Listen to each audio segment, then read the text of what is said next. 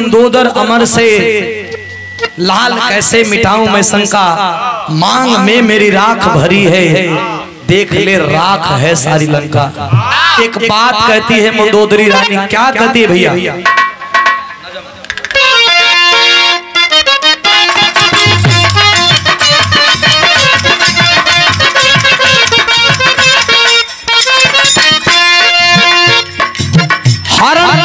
हरण सीता कर पितामह तेरे लाए थे, हरण सीता कर पितामह तेरे लाए थे, नार के वास्ते रघुबर भी लड़ने आए थे।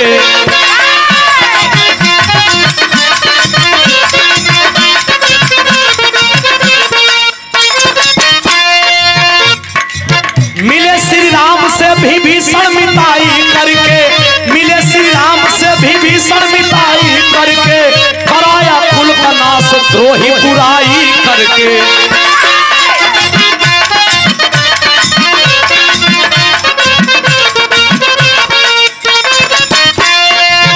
पीर मारे गए बचाना कोई सगरी हो, पीर मारे गए बचाना कोई सगरी हो, शमशान हो गई लंका की आज नगरी हो।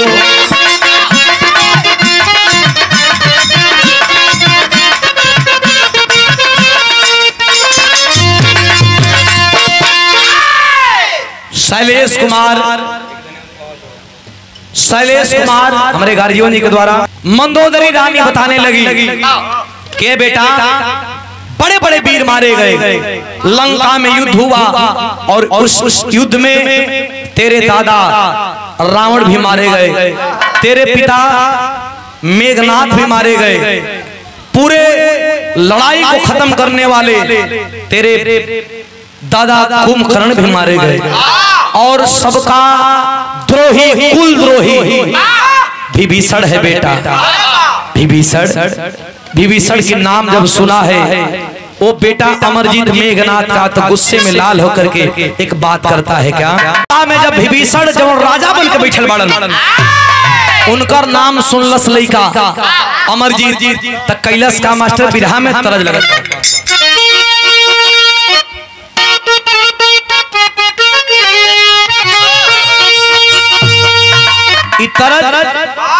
हमनी के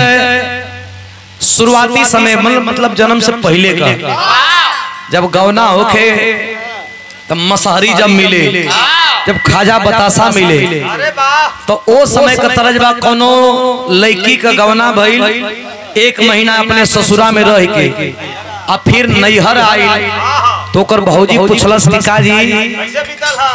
घर परिवार कैसे बकल से एक नंबर, कलश की जौन हमन देले बानी जा खजा बतासा उकुल माने ओकर टेस्ट कैसन, कलश एक नंबर, कलश की एक नंबर कुल चिरल कोनो दिक्कत कल, एक चीज का दिक्कत है, कल दिक्कत कौने प्रकार का है तो बताओ तो का कहे।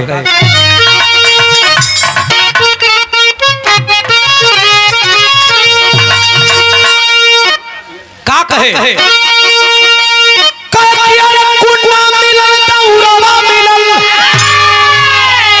कला भर भर मिठाई कुंडा भी मिलल, दौरा छेपा भी मिलल, तोशक रजाई मिलल, कैसे कहे अरे कि कुंडा मिलल, दौरा मिलल, बहुरावा मिलल ये भाऊजी, लेकिन रतिया से जरिया पनिदियो न आवे, मौगा मिलल ये भाऊजी।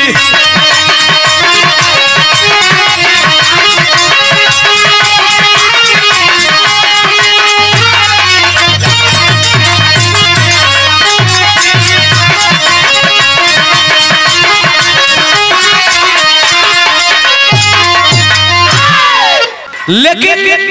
अमरजीत का हाथ का कहे मास्टर,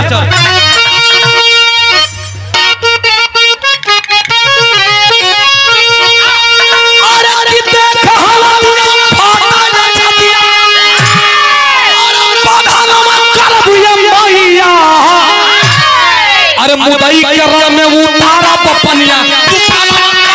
मैया,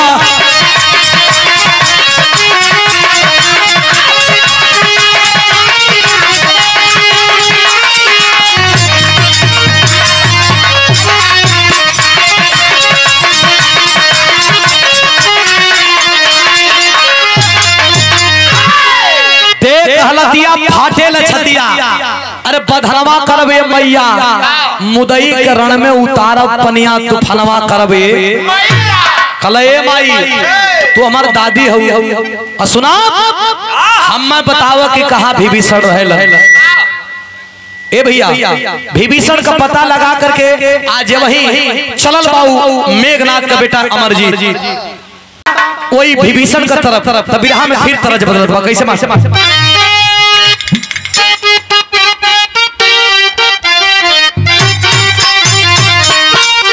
इहो तरज बड़ा पुरान है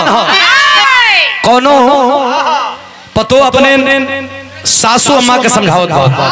का अरे कि का बौरा गइलू ना यैया का बौरा गइलू ना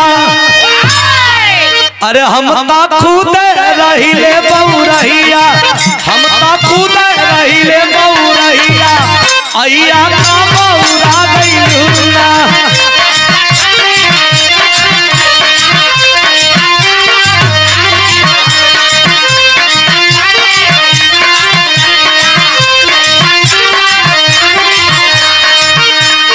लेकिन जवान चलल बा विभीषण के तरफ जब विभीषण के तरफ चलल बा तो कैसे चलल बा भैया अरे पापा जवान माना हो कर जल पापा जवान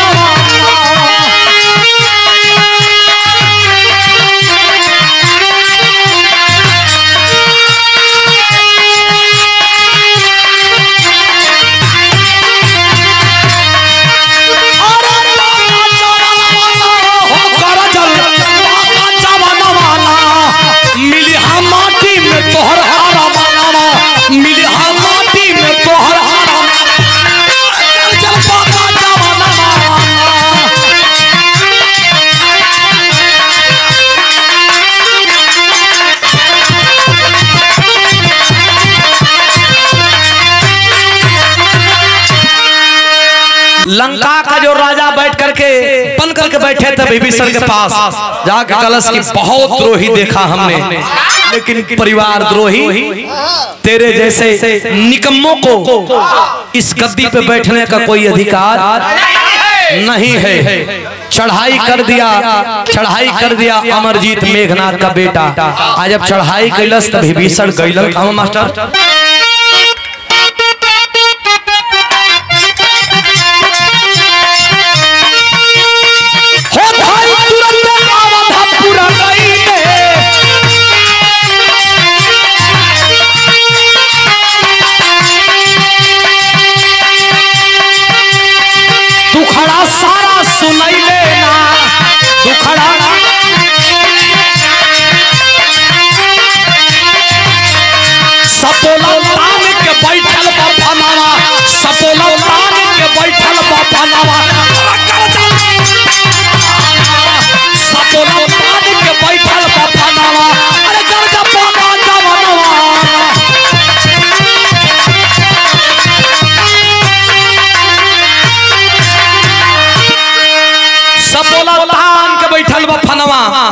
जा करके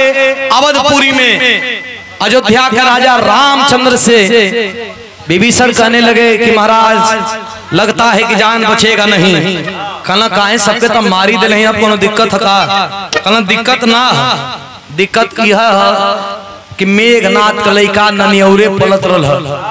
और मेघनाथ का बेटा इतनी बलशाली बा कि लगत बा कि पूरा जितना कुल मरल बानो कुल का जान नहीं में हो अकेले तांडव कैले बा आए हर से मेघनाथ का बेटवा ललकारत बा का ललकारे मास्टर टेरी का भाव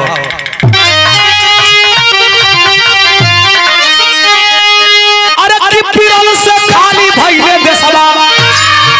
हां पिरल से खाली भइले देशवा अरे पाजी अरे खत्म कराया खानदान पिरल से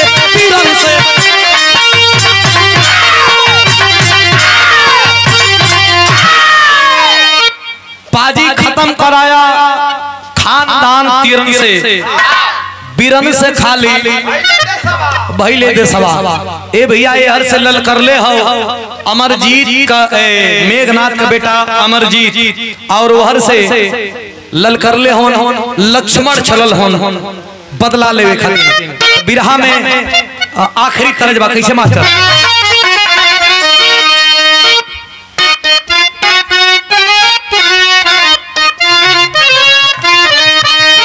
ए हो दिल के अरमान ए दिल के अरमान आंसुओं में बह गए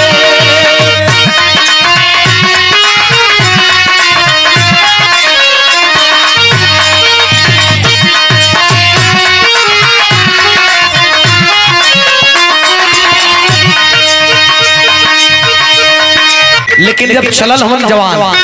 एक तरफ से लक्ष्मण जी और एक तरफ से मेघनाथ का बेटा अमरजीत जी तो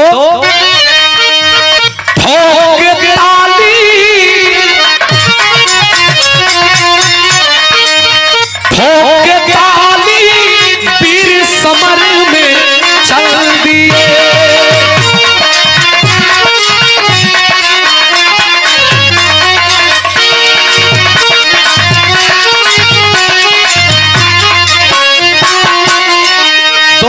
से जवान जब चले हैं जब जवान चले हैं तो एक तरफ से लक्ष्मण जी और एक तरफ से के लड़का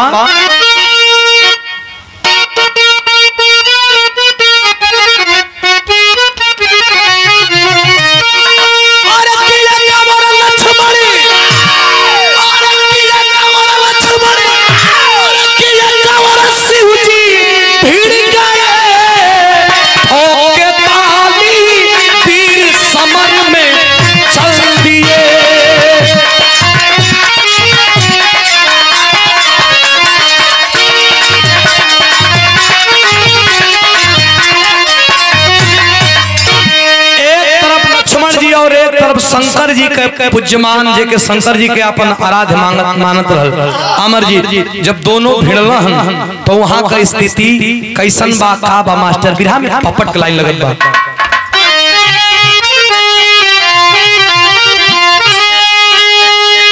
तरीके से बढ़ जा भैया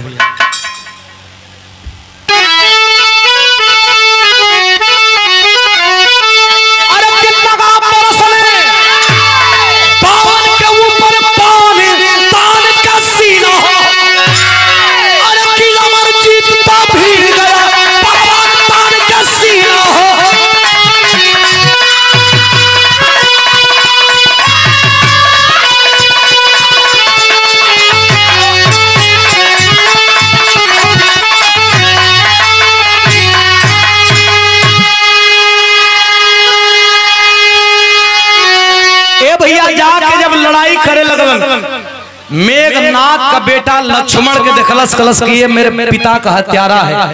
आज जब पिता का हत्यारा है भैया हो तो क्रोध में पागल हो गया इतना बाण चलाने लगा कि लगता था कि खत्म कर देगा लक्ष्मण को विभीषण जी हंसने लगे और कहने लगे कि ऐसे मरने वाला कोई नारी जब तक आएगी नहीं तब तक ये मरेगा क्योंकि नारी का निगाह पड़ते ही नारी को देखते ही अपना धनुष बाण रख देगा अब नारी के आवे तो फिर विभीषण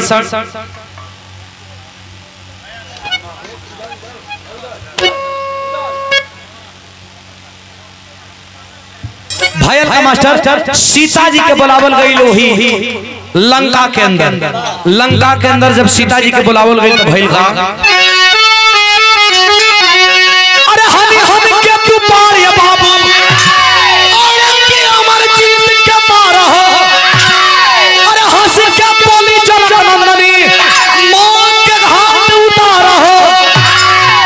हंस के बोली जनक नंदनी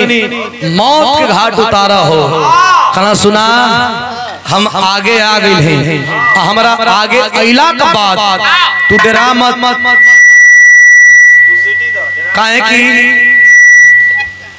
काहे कि जब हम आगे आ गए हैं ये अमरजीत तुहार कुछ बिगाड़े वाला अमरजीत जब देखलस तो धनुष बाण रख दलस जब धनुष बाण रख दलस तब मेघनाथ का बेटवा के सामने लक्ष्मण जी करत का बड़ा मास्टर बिरहा में अलग भाव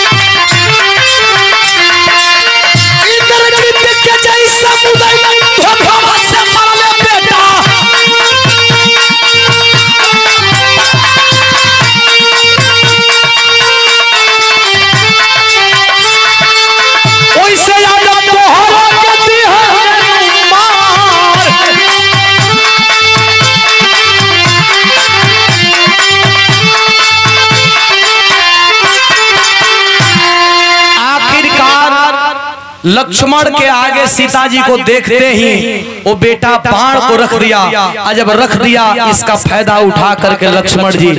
धोखे से विभीषण के कहने से वो मेघनाथ के बेटा पे अमरजीत के ऊपर लक्ष्मण जी जब बाण चलाते हैं अधमरु हो गए। जब अधमरु हो गए आवत बाड़ी मंदोदरी रानी कली के तोहार बाबूजी के भी ऐसे मरला कुल। विभीषण फिर एक बार कुल द्रोह कर गया, फिर एक बार लंका में आग लगा करके चला गया विभीषण। बेटा मरने वाले हो लेकिन एक बात हमारी सुनो, क्या कहती है?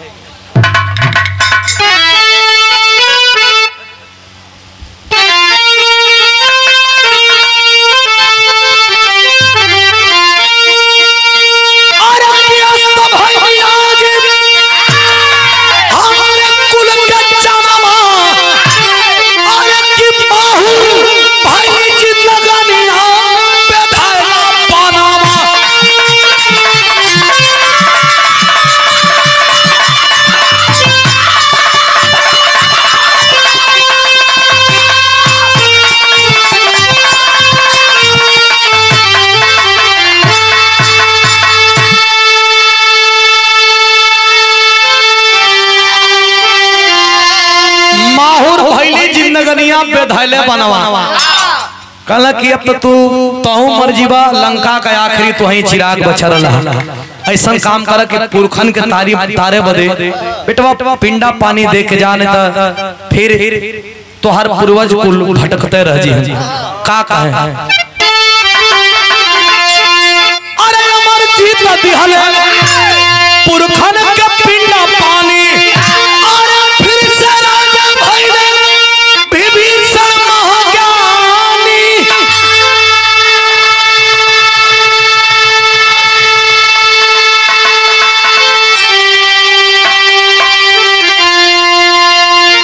अच्छा कबो कबो खुले ना तो पटना रुके ना जाके।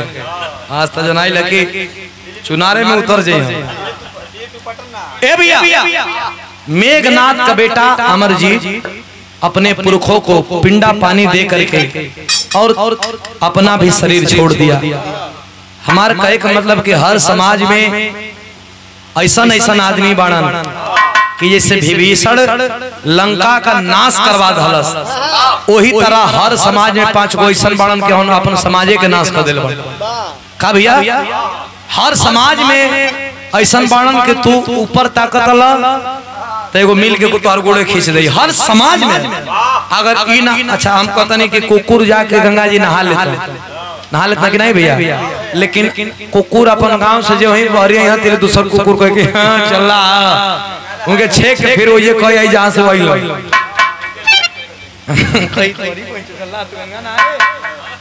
कह देना तो इहा होला हर समाज में बढ़न कि अपना समाज का एक आदमी आगे बढ़ता तो कहे के रे मत देखत आगे बढ़ जाई तो फिर हमनी के चीनी कि नहीं ऐसा कर पहले एक पटक दा तो इहा होला भैया। कैसे मास्टर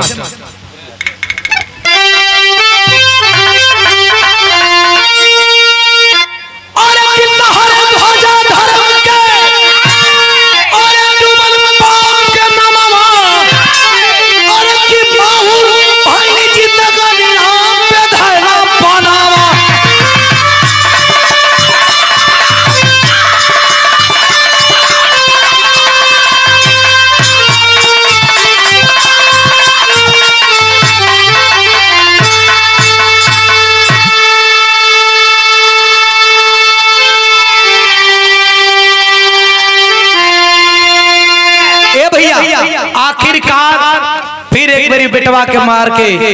और मरवा के पूरा खानदान के खत्म करा के विभीषण राजा बन गया। तब